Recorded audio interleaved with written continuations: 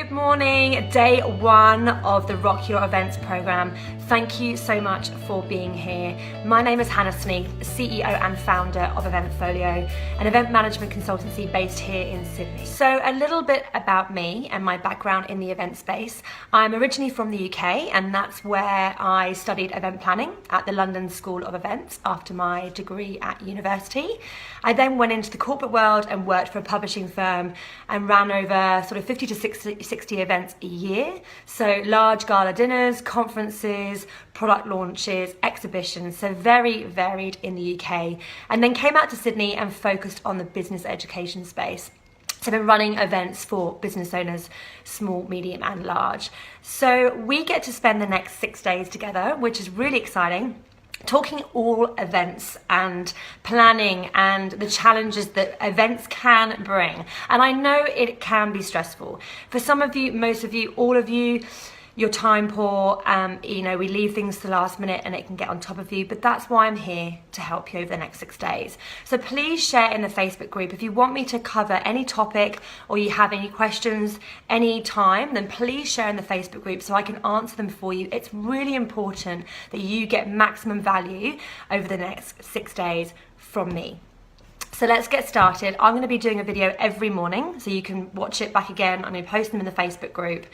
And I'm going to be giving 2 tips away across all different areas in the event space. So the first 2 steps to take when you're planning events, and they are the first 2 key steps and 2 tips. Number 1 is the date of your event. This is really important to get right, and I have seen it not be right, therefore I'm giving you this tip. So when you are looking at the date of your event, the most important thing to think about is your customers.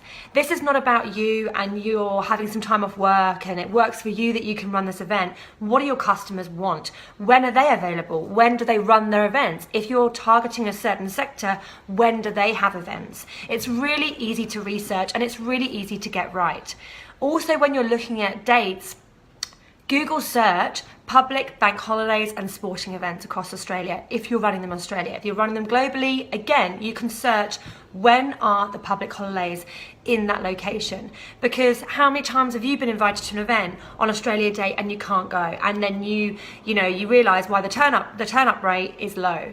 So make sure you're not running any events over public or bank holidays or sporting events. Again, if you've got customers coming in from Asia, you also need to check again what works for them. It really is important and a simple step, but thinking about your customers when running events is really important. That leads me on to the second tip, which is location. Again, equally important to get it right. So where are your customers coming from? What kind of event are you running? So if it's in the city, it's going to be near accommodation, airport, transport, which is easy accessible for your clients. I've been to events that are in the middle of nowhere with no parking and no one can get there. People are late, it's disruptive. And yes, it might have its perks of being out there, but make it easy for them to come to your event. That's key step number 2, location. Getting those 2 things right from the start can make a huge impact on 1, the turn up rate, 2, who comes to your events, and 3, the success of your events. So I hope you find that really helpful. Have an amazing day, and I will see you tomorrow for day 2. Alrighty, see you then, guys.